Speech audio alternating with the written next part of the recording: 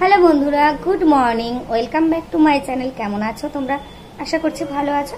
নতুন একটি ব্লগে তোমাদের জানাই অনেক অনেক স্বাগত, অনেক অনেক ভালোবাসা। আজকে হচ্ছে শুক্রবার আর সময় এখন 10:53।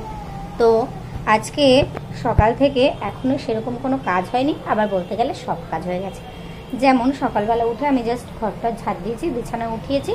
আর মেঘনা আজকে 9টার সময় উঠেছে, তার জন্য ওকে আজকে স্কুলে নিয়ে যাইনি। কিন্তু আমার কিছু কেনাকাটা ছিল মুদিখানা দোকানে, তার জন্য আমি ওকে রেখে বেরিয়েছিলাম। ওর নিচের ঘরেও দাদুর কাছে ছিল, আমি ওকে রেখে স্কুলের থেকে ডিমটা এনেছি। আজকে গিয়ে দেখি খাবার শেষ হয়ে গেছে। গেছি আমি 10টার সময়, তো খাবার শেষ হয়ে গেছে, 10টার একটু আগে গেছি। খাবারটা শেষ হয়ে গেছে, তার জন্য আমি শুধু কাঁচা ডিম নিয়ে চলে এসেছি একটা গোটা। তারপরে আমি ভাত নামিয়ে সকালবেলা ঘুম থেকে উঠে ভাত বসিয়ে দিয়েছি, কেননা আমার সত্যি খুব খিদে পায়। আর ওকে স্কুল থেকে এসে রান্না করতে করতে 11:30 বেজে যায়, আগের ব্লগেও বলেছি খেতে খেতে। ওই জন্য আজকে আমি ভাত নামিয়ে আর একটা তরকারি করে নামিয়ে ডাল বসিয়ে দিয়ে খাবার আনতে গেছি। তো এখন দেখো কটা বাজে বললাম, 11টাও বাজেনি, আমার সমস্ত রান্না কমপ্লিট। তো এই যে ডাল বসিয়েছিলাম, সেই ডাল সেদ্ধ দিয়ে মেঘনাকে এখন একটু গরম ভাত খাইয়ে দেবো, কারণ আজকে সকাল থেকে কিছু খাইনি, দুটো বিস্কুট খেয়েছে শুধু। আর এখানে একটু কালকে জলহারা ভাত আছে, চানাচুর আছে, চানাচুর পেঁয়াজ লঙ্কা দিয়ে আমি এই ভাতটা খেয়ে নেবো। চলো আজকে দেখাতে আমাদের কী কী রান্না করেছি।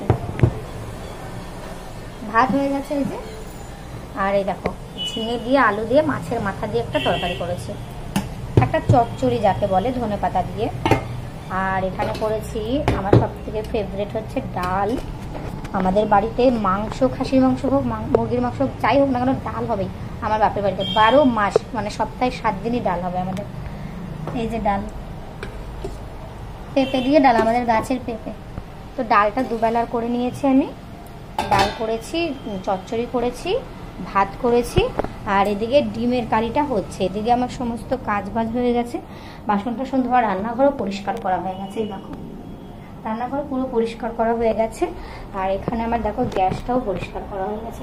অ্যাকচুয়ালি ভেবেছিলাম তরকারিটা নামিয়ে গ্যাসটা পরিষ্কার করব, কিন্তু আমার মতন হয়তো 90% মেয়েদের এটাই অভ্যাস, মানে বউদের রান্না করতে করতে 14 বার হাত ধোয়া, 14 বার হাত মোছা। আর এই যে দেখেছো তো, এটা হচ্ছে আমার বাজে অভ্যেস। আমি আমার থেকে আমার হাইটটা এই যে, তো জল টল দিয়ে হাত ধুতে গেলে ভিজে যায়। তার আমার বাবা করেছিল, বাবার সাথে কথা বলছিলাম। তো যেটা বলছিলাম, তো ডাল করেছি, আর মাছের মাথা দিয়ে ঝিঙা দিয়ে আলু দিয়ে একটা চচ্চড়ি করেছি ধনেপাতা দিয়ে, আর করেছি এই যে ডিমের কারি হচ্ছে। অ্যাকচুয়ালি ডিমের কারি যতই করি না কেন, আলু ছাড়া না আমার কোনো তরকারি ভালো লাগে না। আর মেঘনাও যেহেতু খাবে, এবার শুধু ডালের সাথে একটু আলু না হলে হয় না। আর মাছের মাথা দিয়ে যে চচ্চড়িটা করেছি ওটা ওকে দেবো না, কেননা মাছের মাথাটা না 3-4 দিন হয়ে গেছে। ফ্রিজের মাছ আমি একদিনের বেশি ওকে দিই না, ওই জন্য আমরা রেগুলার নিয়ে আসি। আর বেশি দিন হয়ে গেলে সেটা ওকে আর দিই না, আমরা খেয়ে নিই। বা মাঝে মাঝে খেতে ইচ্ছা না করলে ফেলে দিই, কী করবো। যতই ডিপ ফ্রিজে রাখি কেমন একটা গন্ধ হয়ে যায়, ভাল লাগে না। আর এক একজন তো আছে রান্না করে করে 7 দিন 8 দিন পর পর খায়। কিছু কিছু মানুষ আছে ফ্রিজে রান্না করে রাখে, কী করে যে খায় আমি জানি না। আমাদের সবসময় টাটকা টাটকা খেতে খেতে অভ্যেস, তো মানে টাটকা শাকসবজি, টাটকা মাছ, সব মানে গঙ্গার মাছ। আমার বাপের বাড়ির কথা বলছে, আমাদের তো ফ্রিজ নেই, আমরা যা খাবো টাটকা। আজকে সবজি আনবো আজকেই খাবো, আবার কালকে আনবো কালকে খাবো, কালকে কী খাবো সেটা আবার বাবা কোনোদিনও ভাবে না। সবসময় বলে যে আজকে বেঁচে আছি আজকে খাই, কালকে যে বেঁচে থাকবো এমন কোনো গ্যারান্টি নেই। সুতরাং কাজ করছি কিসের জন্য? খাওয়ার জন্য। জমিয়ে কোনো লাভ নেই, আগে খেয়ে নিই, এটা আমার বাবা বলে, আমিও সেটাই বলি। মানে আমরা একটু অন্য টাইপের, এটাই ভাবি যে আজকে জমিয়ে রাখছি কালকের জন্য, কালকে যদি বেঁচে না থাকি, কালকে যদি খাবারটা কপালে না জোটে, খেয়েই নিই আগে। কিছু কিছু মানুষ আছে দেখবি খেয়েই মরে।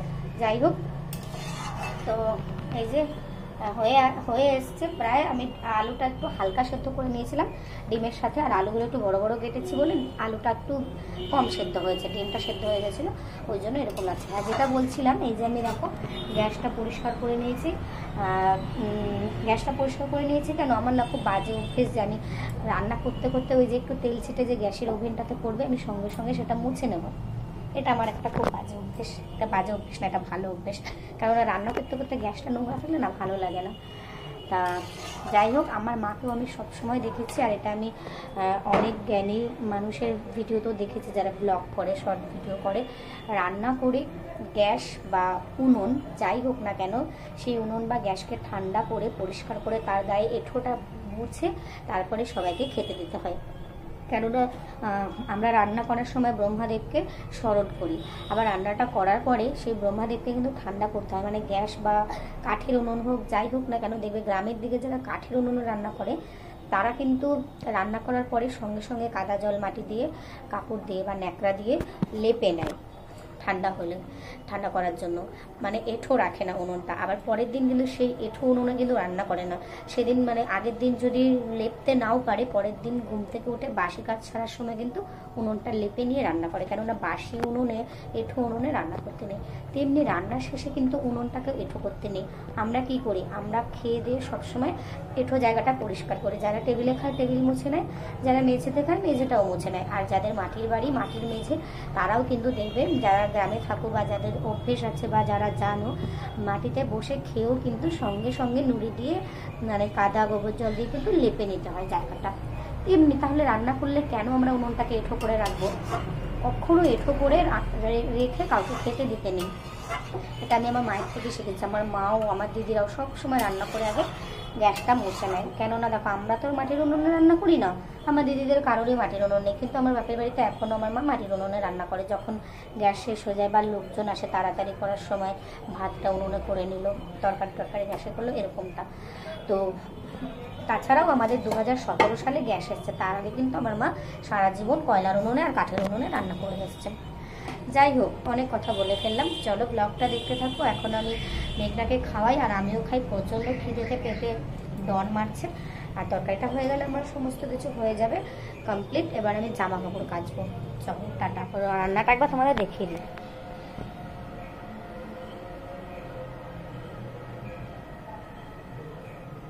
তো বন্ধুরা, স্নান টান করে এলাম, জামা কাপড় কেচে ছাদে মেলে আসলাম, কিন্তু আমার মেঘনা আজকে এখনো স্নান করছে না। অন্যান্য দিন 11টার মধ্যে স্নান হয়ে যায়, 1:12 বেজে গেছে। ভাত খাবো মা? বাবা ভাত খেতে বসে গেছে, যাও।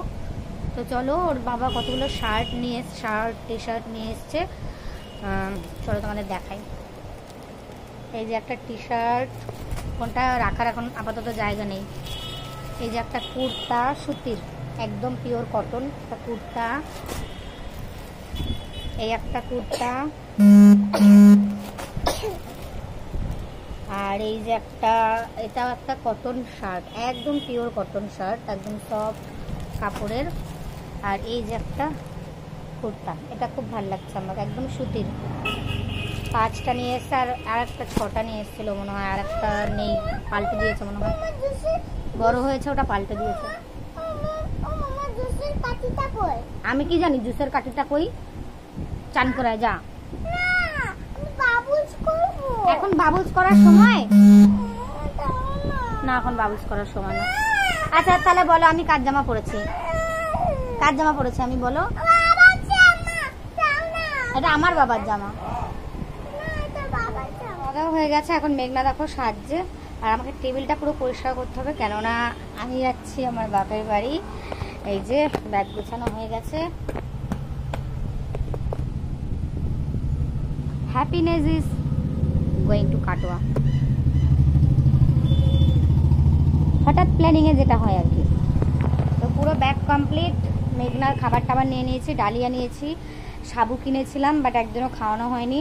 আর ডালিয়াটা অনেক দিন থেকে, প্রায় 1-1.5 মাস ধরে, সেই মানে দিদি বাড়ি যাওয়ার আগে থেকে, তাও ডালিয়াটা শেষ করতে পারিনি। আসলে ডালিয়াটা না একটুখানি দিলে অনেকটা হয়ে যায় রান্না করার পরে, ওই জন্য বেশি লাগে না। অল্প 1 প্যাকেট কিনলে ওর, যদি আমি ঠিকঠাকভাবে খাওয়াই, 1 প্যাকেট কিনলে 3 মাস মতো চলে যায় ওর। এবার ধরো রোজ তো আর ডালিয়া খাওয়াবো না, 3 বেলায় তো খাওয়াবো না। আজকে খাওয়ালাম, কালকে বাদ দিয়ে আবার হয়তো 2 দিন পর খাওয়ালাম, এরকমটা। তো শুধু তো গমের জিনিস খাওয়ালে হবে না, ভাতও খাওয়াতে হবে, চালের জিনিসও খাওয়াতে হবে। যাই হোক, আর শুধু মেঘনার ওষুধপত্রগুলো বাকি। ওষুধপত্র বলতে, আমি তো বাপের বাড়িতে যাবো এখন, পুজোর কদিন থাকবো, 10-12 দিন থাকবো। তো ওই জন্য মানে লক্ষ্মী পুজোর পরের দিন কি তারপরের দিন চলে আসবো। তো ওই জন্য মেঘনার ঠান্ডার ওষুধ, তারপরে ওর মানে গ্রোথ পেন যে হয়, পায়ে ব্যথা, ক্যালসিয়ামের ওষুধ, তারপরে জ্বরের ওষুধ, যা যা আছে নিয়ে যেতে হবে। কেননা বাচ্চাদের কোথাও গেলে সবার আগে মাস্ট হচ্ছে ওষুধ। তো ওষুধটা হচ্ছে নিয়েই যেতে হয়, মোটামুটি 5-6 বছর বয়স অবধি। তারপরে একটু বড় হয়ে গেলে প্রবলেম হয় না অতটা।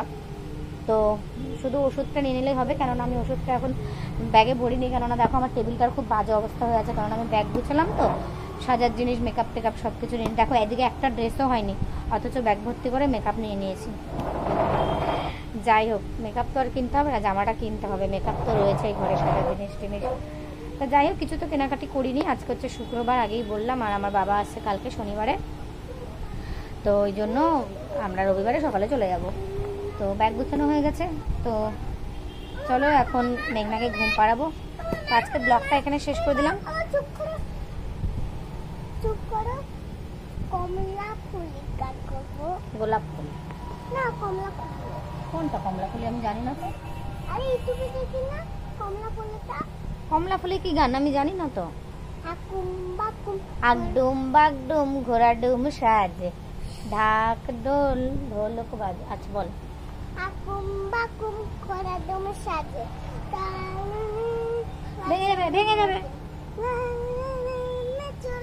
ভুলি ঢুলে গেল সেই কমলা ফুলে, কমলা ফুলের বিয়েটা। কে ভুলে গেছি, ছোটবেলায় বলতাম, এখন ওর মনে আছে। ও বলছে আমি ইউটিউবে দেখি, আমার এখন ওটা বলতে হবে। আকুম বাকুম ঘোড়া ডুম সাজে,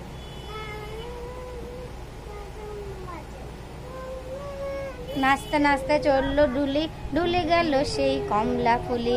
তো বন্ধুরা চলো আজকের ব্লগটা এখানে শেষ করে দিলাম। কেমন লাগলো ব্লগটা অবশ্যই কমেন্ট করে জানিও। দেখা হচ্ছে নেক্সট ব্লগে, ততক্ষণের জন্য সবাই খুব সুস্থ থাকো, ভালো থাকো, টাটা।